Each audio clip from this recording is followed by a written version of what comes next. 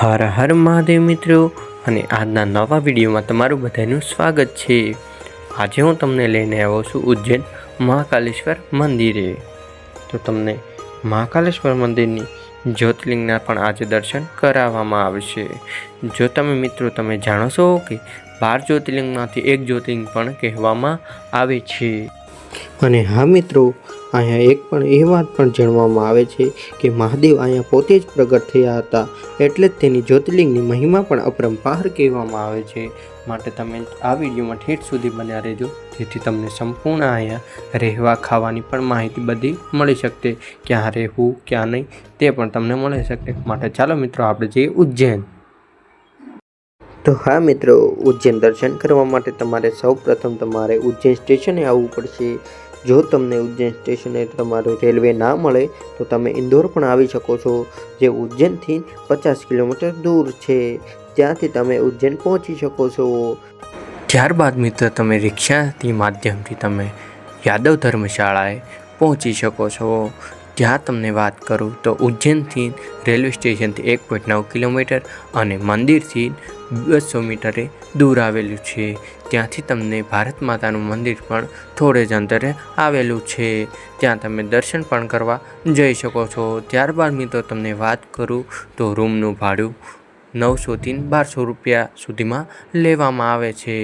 યાદવ ધર્મશાળામાં તમને local bed પણ મળી શકે છે, જે ખૂબ જ સસ્તામાં મળી શકે છે। યાદવ ધર્મશાળાનો કોન્ટેક નંબર તમને અહીંયા નીચે આપેલો છે, જેથી તમે કોન્ટેક કરી શકો છો। અને એડ્રેસની વાત કરો તો સાઈડમાં તમને આપેલું જ છે। અને હા મિત્રો, અને બીજું ધર્મશાળાની વાત કરું તો શ્રી મહાકાલેશ્વર ભક્તિ નિવાસ, ત્યાં તમને ઉજ્જૈન રેલવે સ્ટેશનથી 1.6 કિલોમીટર દૂર આવેલું છે અને મંદિરની પાછળ જ આવેલું છે, જો તમે જોઈ શકો છો।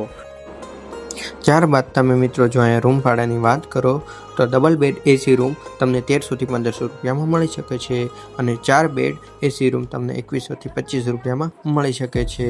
જો તમે અહીંને કોન્ટેકની વાત કરો તો તમને અહીંયા નીચે મુજબ આપેલા છે, જેથી તમે કોન્ટેક કરી શકો। અને એડ્રેસની વાત કરો તો તમને સાઈડમાં જ આપેલું। ત્યારબાદ મિત્રો તમે પહોંચી શકો છો શિપ્રા નદી। શિપ્રા નદી એ નદી છે જે પહેલાંના જમાનામાં ઋષિમુનિઓ અને દેવી દેવતાના તપથી બનેલી હતી। ત્યારબાદ મિત્રો માન્યતા છે કે ત્યાં સ્નાન કરવાથી તમારા મનના અને તનના પણ પાપ દૂર થાય છે અને તમે પવિત્ર બની શકો છો। ત્યારબાદ મિત્રો તમે જોઈ શકો છો શિપ્રા નદીની આરતી પણ તમે ત્યાં જોઈ શકો છો। ત્યારબાદ તમે આ પિંડદાન પણ કરવામાં આવે છે। ત્યારબાદ મિત્રો અલગ અલગ વિધિઓ પણ અહીંયા થાય છે। ત્યારબાદ તમે મિત્રો તમે લાઈનમાં રહીને તમે મહાકાલેશ્વરના દર્શન પણ કરી શકો છો।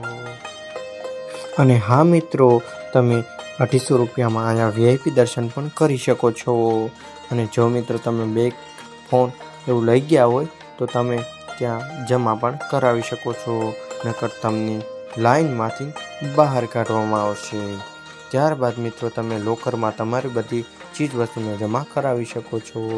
ત્યારબાદ મિત્રો તમે 1 થી 1.5 કલાકમાં તમારા દર્શન થઈ જાય છે। દર્શન કર્યા બાદ તમે બહાર આવીને તમે સુંદર દ્રશ્યો પણ નિહાળી શકો છો। ત્યારબાદ મિત્રો તમને ફ્રીમાં ભોજન કરવા માટે તમે મહાકાલેશ્વર ભોજનાલય ભંડારમાં પણ જઈ શકો છો, જે 1 પણ રૂપિયો લીધા વિનાનું તમને ભોજન આપે છે। ભોજન માટે તમે સૌપ્રથમ તમારે એક ટિકિટ લેવામાં આવશે, જે તમને ટિકિટ બારીમાંથી દેવામાં આવે છે। ત્યાં મંદિરથી થોડે જ અંતરે દૂર છે। તો મિત્રો સમયની વાત કરીએ તો 11 વાગ્યાથી રાત્રે 9 વાગ્યા સુધીનો સમય છે। ભોજનમાં વાત કરો તો તમને રોટલી, શાક, શીરો, દાળ અને ભાત પણ આપવામાં આવે છે। ત્યારબાદ મિત્રો તમે તમારા રિક્ષાથી લઈને તમે ઓટો કે કોઈ પણ વસ્તુ બુક કરીને તમે ત્યારે જઈ શકો છો ભૈરવ મંદિરે। ત્યાંથી થોડે જ અંતરે દૂર આવેલું છે ભૈરવ મંદિર। માન્યતા છે કે તમે મહાકાલેશ્વર મંદિરે દર્શન કર્યા બાદ તમારી અધૂરી મનોકામના પૂરી કરવા માટે તમારે મહાકાલેશ્વર ભૈરવ મંદિરે આવવું જ પડે છે। તો ભૈરવ મંદિરે તમારે દર્શન કરવા માટે લાઈનમાં ખૂબ જ રહેવું પડે છે, જેથી તમને દર્શન થઈ શકે છે।